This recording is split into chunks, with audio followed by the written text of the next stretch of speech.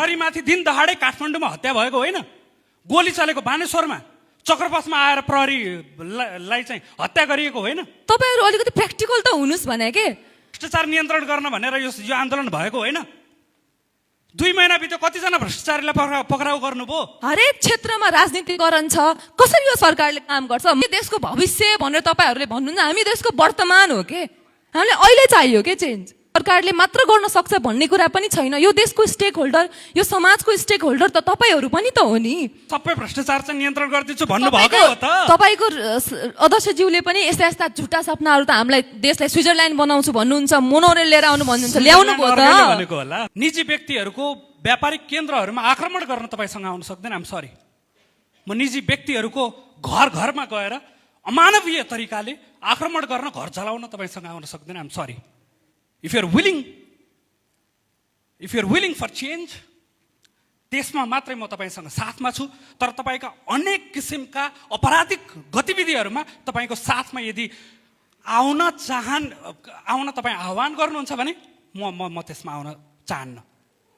दोस्रो कुरा, म मेरो पार्टीको नेतासँग म घुर्की पनि देखाउन पाउँछु, म रिसाउन पनि पाउँछु, म माग राख्न पनि पाउँछु। म मेरो प्रधानमन्त्रीलाई यो देशमा तपाईले गोली नहानेको होला, तर तपाईले जोगाउन पनि सक्नु भएन। त्यस कारणले गर्दाखेरि I am sorry, you have to resign, if you don't I will भनेर म भन्न सक्छु। मैले त्यो भनेकै हो। तर जब उहाँले रिजाइन गर्नुभयो त्यस पछाडि मैले फेरि म मेरो घर छोड्दिनँ भनेर भनेकै हो। द्याट्स वाइ मेरो पार्टीसँगको संलग्नता म मेरो पार्टीभित्र गएर गफ गर्छु होइन, म बाहिर गर्दिनँ। अर्को कुरा के हो भनेर भन्दाखेरि चाहिँ हो, मैले के भने भनेर भन्दाखेरि चाहिँ 23 गते जति युवाहरूमाथि गोली प्रहार भयो त्यसको निर्मम समीक्षा हुनुपर्छ, छानबिन हुनुपर्छ र जो त्यसमा दोषी छन् ती दोषीलाई चाहिँ कानुनको कठघरामा, कानुनको कारबाहीमा चाहिँ लिएर पर्छ भनेर मैले भने। तर के तपाईहरूले सिंहदरबार जलाउनेलाई चाहिँ कानुनको कठघरामा लिएर पर्छ भनेर भन्नुभयो त?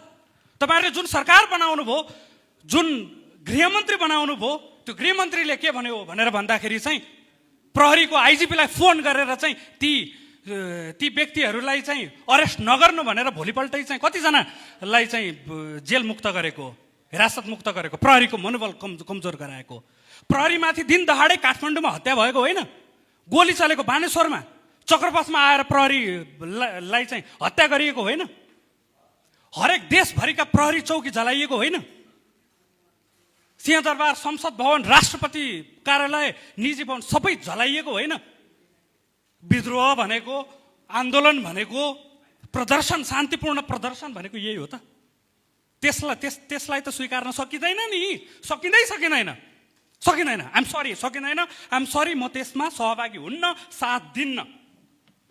तर एउटा कुरा अर्को प्रश्न, सडकमा मनोजजीले सोध्नु भएको थियो, सडकमा हुँदाखेरि तपाईहरुले के अरे समानुपातिकको कुरा गर्नुभयो होइन, के गर्लफ्रेन्डलाई के सांसद बनाउने कुरा गर्नुभयो, अनेक कुरा गर्नुभयो। हेर्नुहोस्, म त निर्वाचन लडेर आएको मान्छे हुँ, समानुपातिकमा आएको मान्छे होइन। हारेर प्रधानमन्त्री भएका मान्छेको पनि तपाईले के अरे एक्जाम्पल कोट गरेर मलाई प्रश्न सोध्नुभयो। म त चुनाव हारेर मेरो पार्टी 2 पटक सरकारमा जाँदाखेरि पनि एउटा पनि नियुक्ति नलिएको मान्छे हो नि, त्यो पनि त तपाईले ख्याल गर्नु पर्यो। त्यसो भएका कारणले गर्दाखेरि यो देशको भ्रष्टाचारको हामी विरोध गर्छौँ, यो देशको अनियमितताको विरोध गर्छौँ।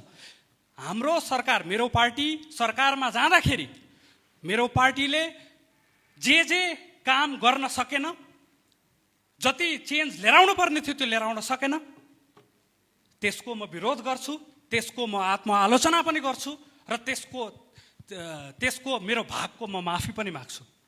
त्यस कारणले गर्दाखेरि बाटो के हो त? यो देशमा भ्रष्टाचार भयो भनेर देशको अस्तित्वै जलाइदिने? कुनै नेताले चाहिँ गल्ती गर्यो, पटक चुनाव हारेर पनि पदमा गयो भनेर यो देशको सिंहदरबारै जलाइदिने, यो देशको संविधानै च्यातिदिने?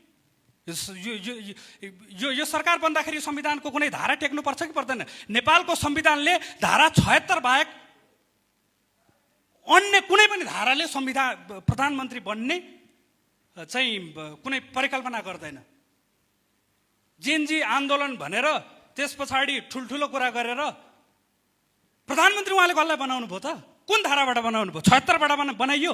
संविधानको उल्लङ्घन उहाँहरूले गर्दाखेरि चाहिँ, अरूले गर्दाखेरि चाहिँ विद्रोही भनेर आफूलाई चाहिँ भने पछाडि चाहिँ जे पनि गर्न पाइन्छ, संविधान नमाने पनि हुन्छ। भ्रष्टाचार नियन्त्रण गर्न भनेर यो आन्दोलन भएको होइन।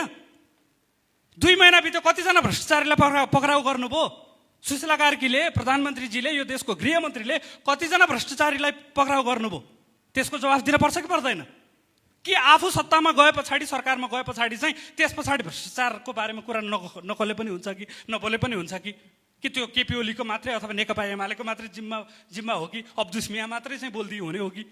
त्यस कारणले गर्दाखेरि भने पछाडि तपाईँहरू ओली नेतृत्वको सरकार हुँदा जे थियो ठिक अवस्थामा थियो भन्ने पक्षमा हो। मैले त्यो भनिनँ नि, मैले त आत्मआलोचना गरेँ। त्यो हामी सुधारिनुपर्छ भनेर भने, अझै बेटर गर्नुपर्छ भने, तर त्यसलाई प्रतिस्थापन गरेर आएकाहरू त्यति पनि मानक राख्ने ठाउँमा छन् कि छैनन्, यो त तपाईँले चाहिँ निर्ममतापूर्वक तुलना गर्नुहोस् न।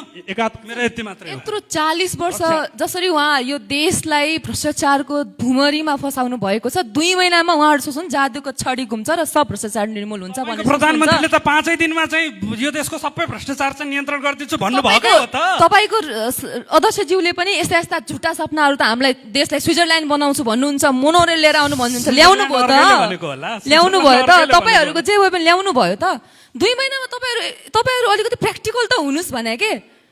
माफी माग्छु पनि भन्ने, अनि दिएको पुरै कुराहरू गरे यस्तो के हो यो त हाल भने? 2 कुराहरू किन गर्नुहुन्छ? 2 मुखी किन हुनुहुन्छ? कि त माफी मागे हामी सुध्रिन्छौँ भन्नु पर्यो। अब 2 महिनामा भ्रष्टाचार निर्मूल हुने वातावरण तपाईँहरूले बनाइदिनु पर्यो नि त। 2 महिनामा कर्मचारी तन्त्र त्यस्तै ढाल छ, कर्मचारीहरूमा त्यस्तै दलीय गुटबन्दीहरू छन् होइन, हरेक क्षेत्रमा राजनीतिकरण छ। कसरी यो सरकारले काम गर्छ? माहौल त तपाईँहरूले पनि ल हामी पनि तपाईँहरूले सहयोग गर्छौँ भनेर आउनु पर्यो नि त, न कि प्रश्नमा प्रश्न सोध्न तपाईँहरूले पाउनुहुन्छ। यो देशको नागरिक भएपछि आफ्नो सरकारप्रति असन्तुष्टि राख्न तपाईँले पाउनुहुन्छ, तर माहौल बनाइदिने काम तपाईँहरूको पनि हो। आत्मआलोचना गरे भन्दैमा, माफी मागे भन्दैमा, शहीदप्रति श्रद्धाञ्जली छ भन्दैमा तपाईँहरूले अब भ्रष्टाचारका मुद्दा तपाईँहरूले बोक्नुभएका थिएन र पहिला होइन? तपाईँहरूले पनि भ्रष्टाचार निर्मूल गर्छु भनेर उहाँहरू आउनु भएको थियो त। 30-40 वर्ष भइसक्यो सुशासनका मुद्दा उठाएका पार्टीले किन सुशासन स्थापित गर्न नसक्या होला होइन? ल हामीले तपाईँहरूलाई यो संसदलाई, अपदस्थ संसदलाई तपाईँहरूले त डिस्कार्डै गरिदिएको हो नि, डिस्क्रेडिटै गरिदिएको हो नि पार्टीहरूलाई यो आन्दोलनले होइन? अब यो त्यसपछि पनि उहाँहरू यसरी मुख उठाएर आउनुहुन्छ र यसरी नसच्चेर आउनुहुन्छ भने त यो देशको निकास कसरी हामी खोज्ने के? हामी देशको भविष्य भनेर तपाईँहरूले भन्नुहुन्छ, हामी देशको वर्तमान हो के? हामीलाई अहिले चाहियो के चेन्ज? अब यतिखेर हामी एक्लैले गर्न सक्छौँ भन्ने कुरा पनि छैन। त्यो अन्तरिम नागरिक सरकारले मात्र गर्न सक्छ भन्ने कुरा पनि छैन। यो देशको स्टेक होल्डर, यो समाजको स्टेक होल्डर त तपाईँहरू पनि त हो नि। तपाईँहरू पनि त अगाडि बढ्नु पर्यो भन्ने कुरा हो, न कि प्रश्न प्रति प्रश्न मात्रै गरेर त केही पनि हुनेवाला छैन। फेरि यस्तै विध्वंस हुन्छ होइन? यो सिंहदरबार तपाईँले हामीले सिंहदरबार जलाउन हामीसँग आउनुहोस् भने हामीले सिंहदरबार जलाएको पनि होइन। कसले जलायो भनेर आयोगले निष्पक्ष छानबिन गर्छ, हामीले गर्नु हुँदैन पनि भनेको छैन के? तर कुनै पदमा, उच्च पदमा भएको व्यक्तिलाई चाहिँ आयोग पर्खिनु पर्ने, अनि आन्दोलन 24 गतेको विध्वंसको लागि चाहिँ ल आजैदेखि कारबाही गर, छोपी हाल भन्ने र 24 गतेको घटनालाई मात्र ठुलो बनाउने प्रवृत्तिप्रति हाम्रो आशंका हो।